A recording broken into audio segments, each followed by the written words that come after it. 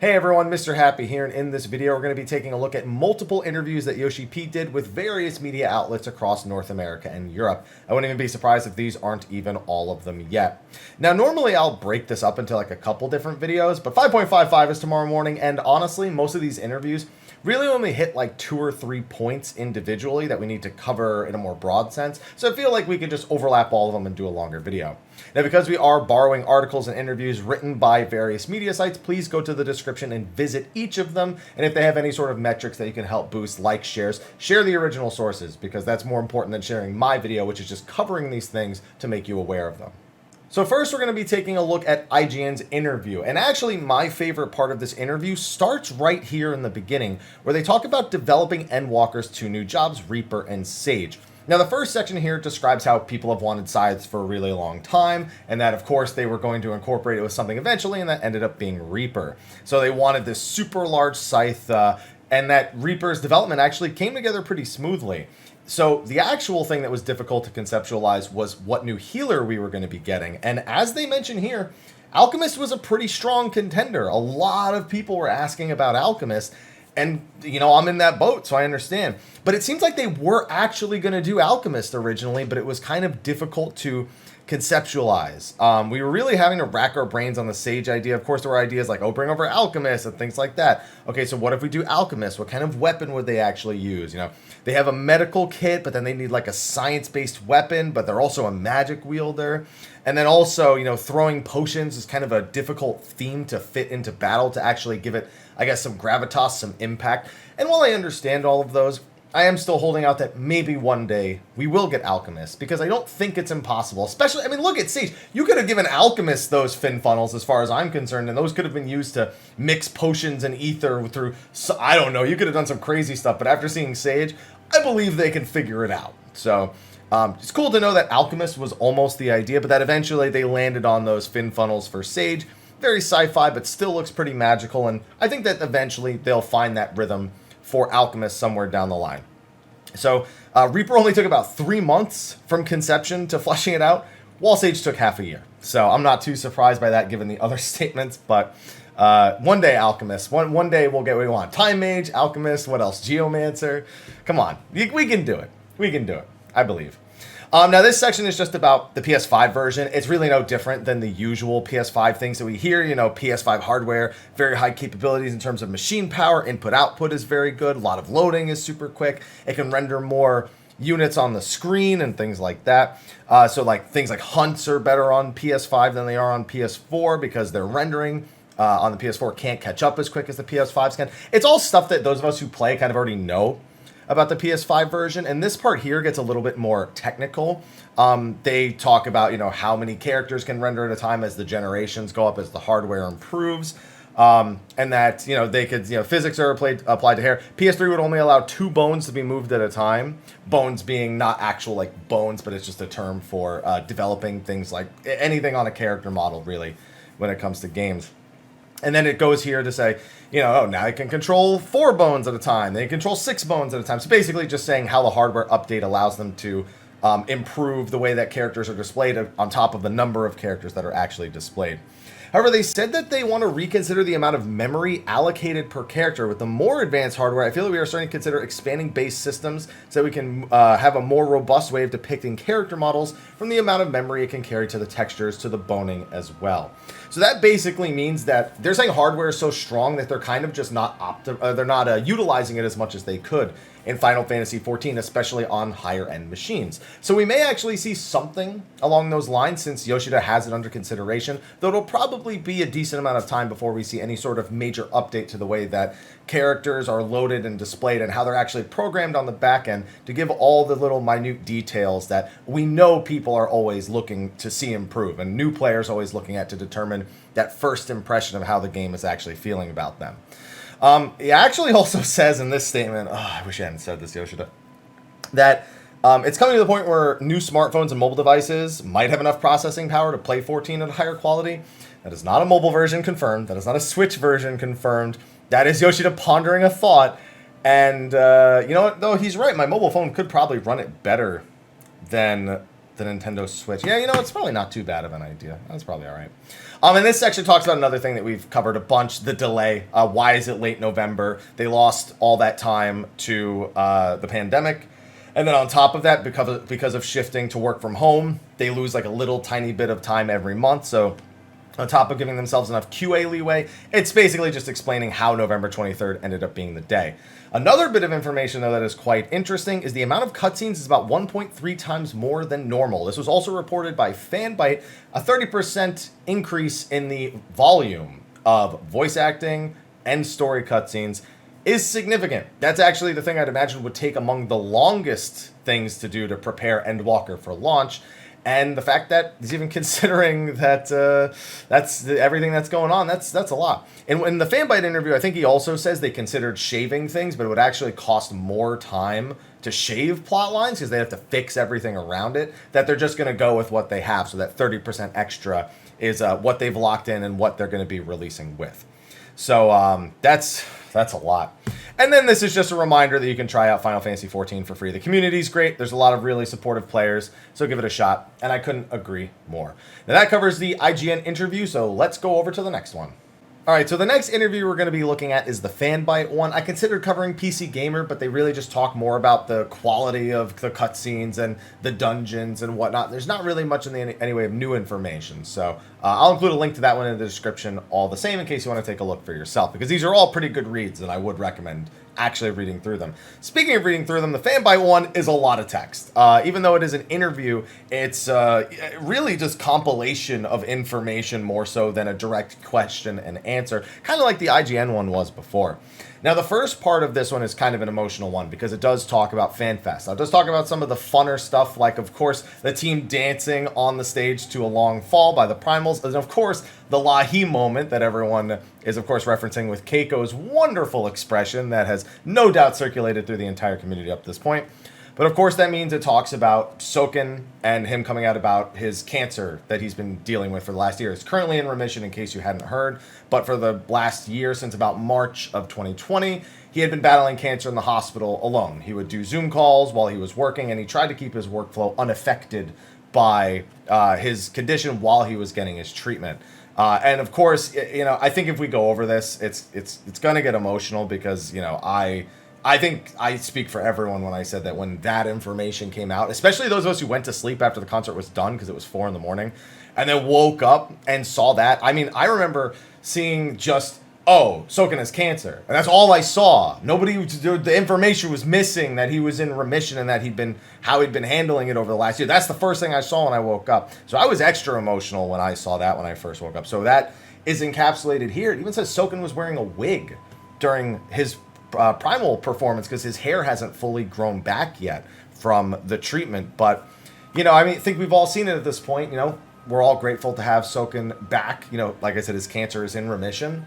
And I think Yoshida's glad to have his friend back. So everyone is doubly as appreciative of his work, if not triply, quadruply, whatever, that he's been doing while he was hospitalized in the middle of a pandemic, still making all the music. To the Edge was made in a hospital during a pandemic. Just think about that.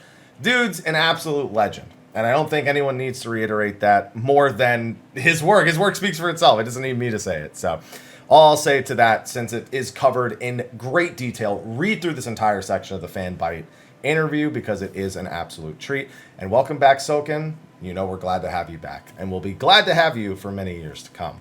Now, the next section I do actually applaud Fanbite for bringing up. Now, if you haven't been paying attention much to Reddit or social media or anything regarding this topic, then it may come as a surprise to you, especially if you're like me and you have a really hard time distinguishing colors and tones because the cones in my eyes are brutally destroyed, and I really don't notice things like that. But a lot of people have been concerned over the lightening of skin tone of a lot of characters who had picked up a tan throughout various parts, whether through their reworked original models in A Realm Reborn, or just through various times that they've had across the various expansions. There's been a concern over why are these characters who are being given darker skin tones now suddenly losing their skin tones. And Yoshida gave what is a very logical answer to that, and that just is what their place in the story really demands. There are parts in the story where they're out in the wild, they're out in the sun, and they should be developing, they should have a more prominent tan. And then there's somebody tucked themselves away in a cave for 3 years, and their body is in a room that gets no sunlight for however much a period of time. So we just want to make sure that the change in their activities, the change in their location actually is reflected in their skin tone. And, bringing up a topic like that to Yoshi-P is not something a lot of people would think to do in an interview. And Fanbite does get into a more direct conversation with Yoshida about racism and colorism. And he even goes, the interviewer even goes as far as to describe how it's interpreted in different ways throughout the world. And Yoshida instantly kind of shuts that down and says, listen, we're people of color too. I've been told racist things. I've been treated specific ways. And that at the end of the day, you and I are the same. And that's this whole thing is more heartwarming than it is informative. This entire Fanbite interview. It's one of my favorite interviews that we've seen in a while, even though it doesn't give us any new information. It's a very human interview, I think is the right way to put it. Even if the final topic I'm not a super big fan of, but you know what, that's just because it doesn't align with my interest. So another thing, just good to see Yoshida say, he says he doesn't want any misconceptions. He apologizes if there was any misconception, but none of us are immune to things that, if something is hurtful, then we all feel it. So they want to be as considerate as they can. They don't take this issue lightly in any way. They've seen what people are saying, and they want to make sure that they can clear up any misconceptions about why those skin tones were lightened going on into the future. So it's good to just hear those kind of things from the developer, from the producer and director's mouth, or in this case, from the words on the page. Now, the last question on those two emotional and or mature notes is, when can I date NPCs? Now, I will say this, the interviewer does approach this topic way more tactfully than most people would. Again, this interview is really, really well done. In that a lot of people feel a deep connection to these NPCs because for a lot of people, an MMO feels like a living world. They grow connections and whatnot to the various NPCs, and thus it's kind of a natural thing that some people look at an opportunity to spend more time with those NPCs as, oh, that could be a game feature. I would easily pay for that. But Yoshida basically says that kind of narrows them down. Like, what if they want to kill a character? They want to send them. He even says here, what if we wanted to send Urian J just one day shows up and he's like, I'm going to Mars. Which, by the way, means Mars is in the Final Fantasy XIV universe. That's not what it means. But it's like, they can't do that if you've now gone on dates and developed a romantic relationship with Urian J or whatnot. Then what if they want to get rid of him? It basically narrows down how much they can use a character, or they need to make characters specifically for this feature, which are not the characters that people are bonding with the most, which thus means it's kind of pointless. They even considered using a trust-like system where it creates like copies of the character, and that's how you interact with it. But they need the copies to be canonically copies, and thus basically that character's personality being manipulated to be kind of just like your plaything in a sense. And he's like, that's super disrespectful to the characters too.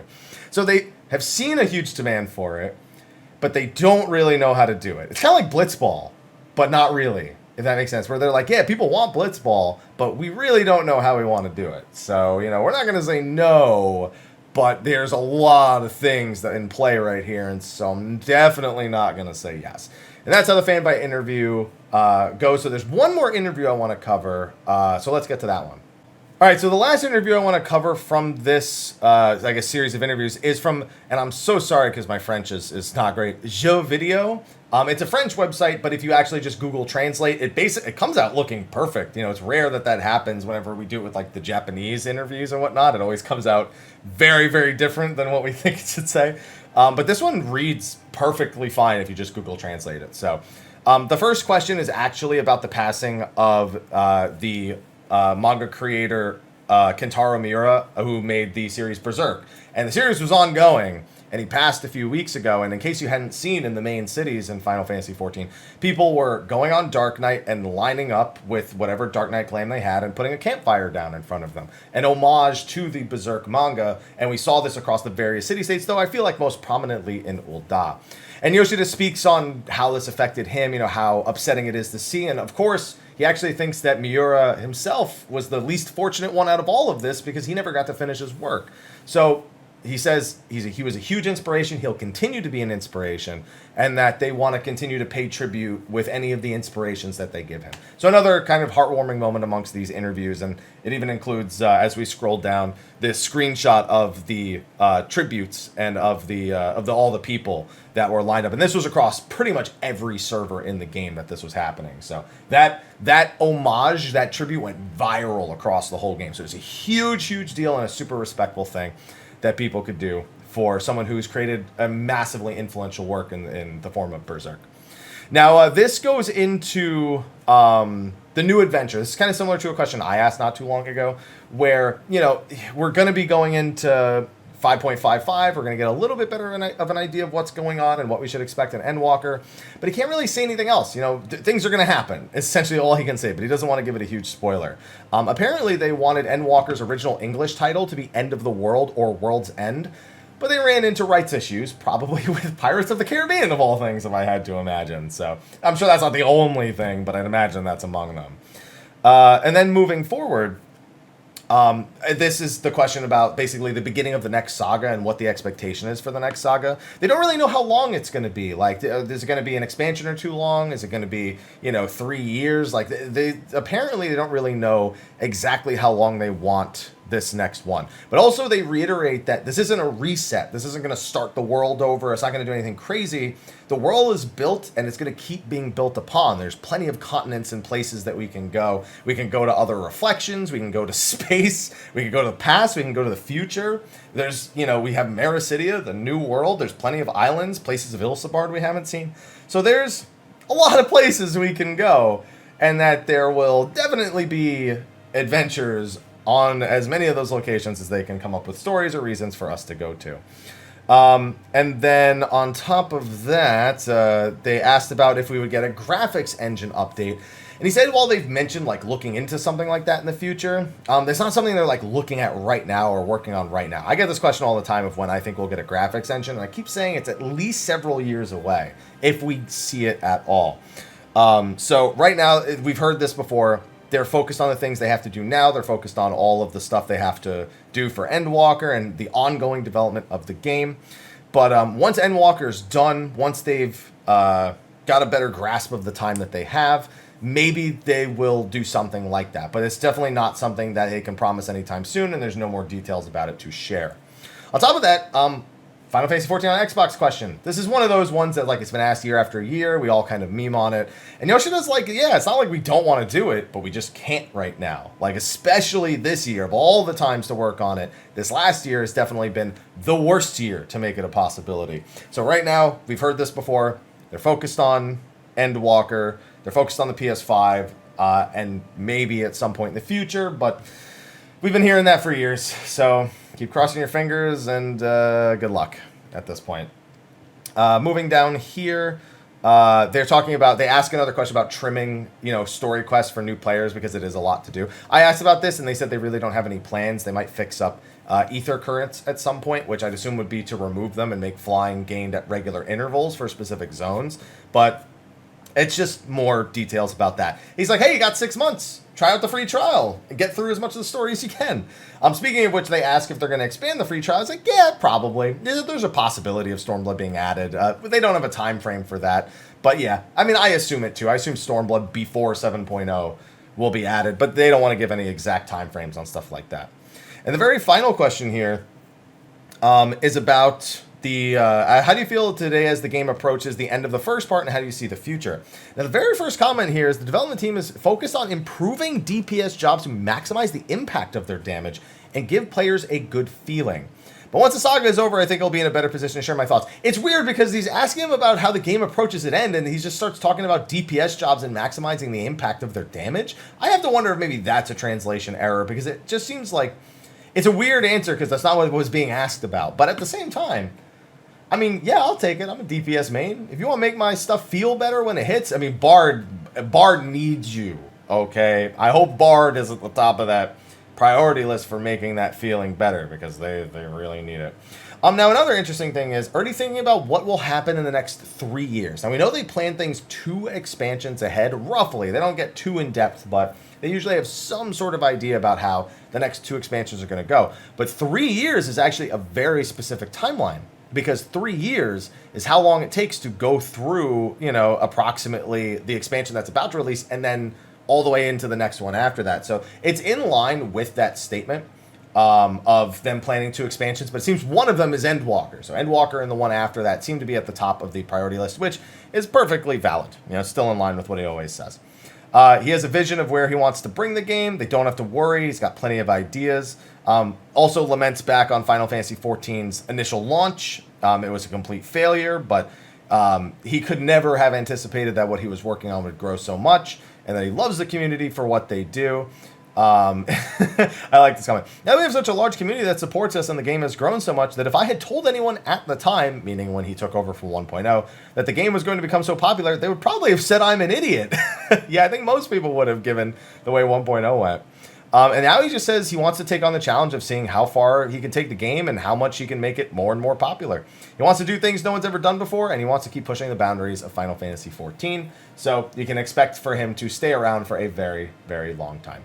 And with that, that's going to cover all of the interviews that I had in front of me. And now I got to go grab some food, fix some things up, because I am going to be live bright and early for patch 5.5. We will be streaming from 2 a.m. until I can't go any further. And of course, we will be producing videos on Dalriada and the various critical engagements and duels. We'll have all that stuff. Story synopsis. We'll have a State of the Realm this week, so we have plenty of content coming on top of videos that I didn't get to finish before 5.55 that I'll be posting about regularly on my YouTube posts.